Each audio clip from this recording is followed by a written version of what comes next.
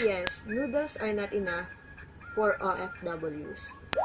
Hi guys! Welcome back to my channel. It's me, Daisy, your maid vlogger. So may nabasa ko news at gusto ko siyang i-share sa inyo.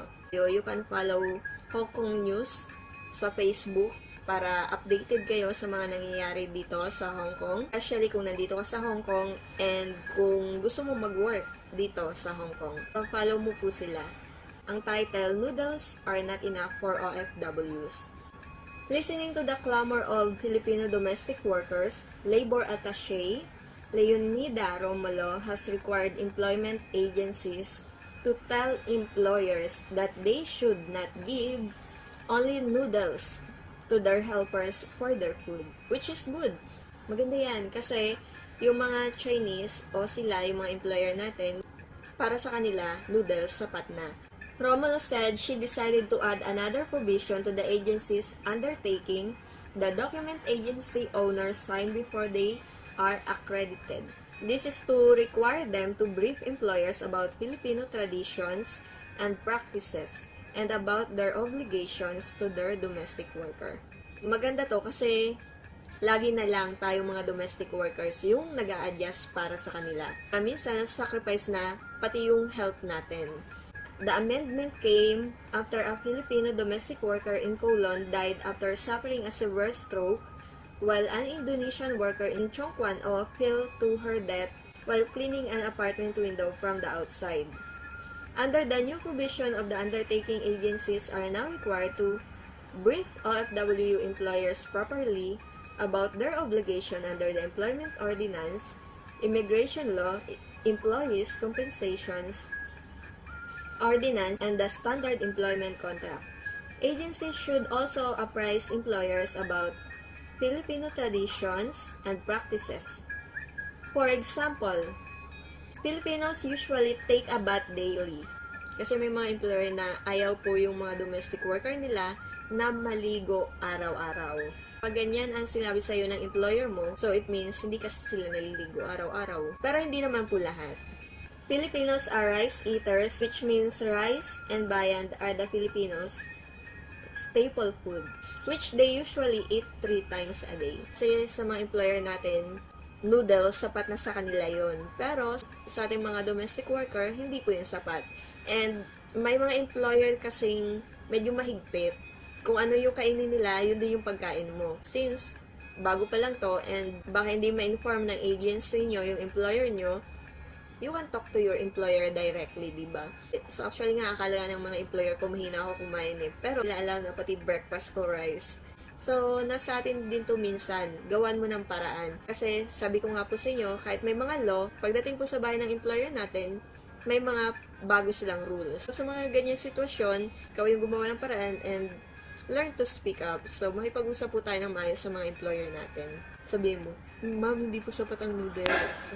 So, employment agencies should also encourage employers to provide enough time for their helper to adjust to their new work environment and Hong Kong or Chinese culture. Imagine kung susunod lahat ng employers nito, diba? Maganda talaga to. Kailangan natin to kasi pagdating natin dito sa Hong Kong, maninibago tayo sa ugali nila, sa culture nila, sa mga gusto nila, pagkain nila, kailangan talagang mag-adjust tayo. Pero sana bigyan tayo ng time ng mga employer natin to do that kasi hindi naman biglaan, di ba?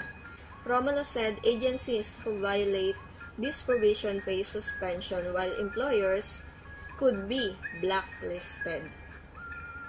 Lahat ng employer ay makakasunod dito. So, know your right and speak up.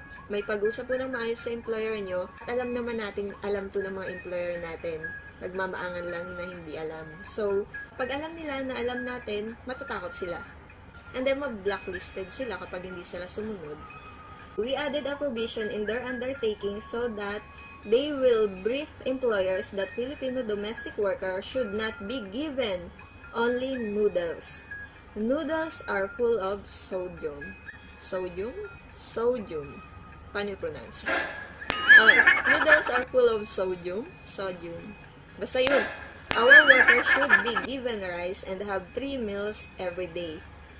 Romulo said in an interview. Minsan kasi, bukod sa sapat na sa kanila yung noodles, sila kumakain ng breakfast. Tulad sa mga employer ko. So, gawa ka ng paraan. And then, bibigyan ka lang ng biscuit and coffee. Hindi naman sapat yung para sa atin. I mean, sa trabaho natin, hindi talaga siya sapat. So, actually, nagugulat ngayon mga kaibigan ko kasi sabi ko nag-breakfast ako ng rice.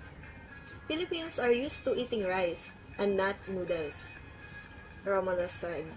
There was a case here in Hong Kong where the domestic worker was only made to eat noodles. After 9 months, she had renal failure and had to undergo dialysis. She was fed noodles morning until evening. Wow.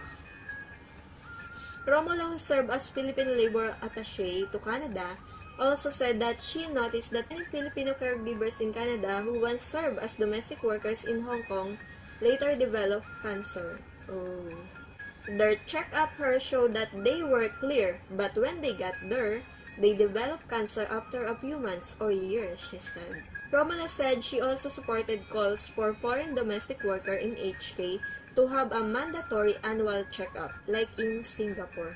Oh, may ganun pala sa Singapore. Yeah, need namin to. Baka mapanood ang employer ko. Yes, kasi may more than 3 years here in Hong Kong.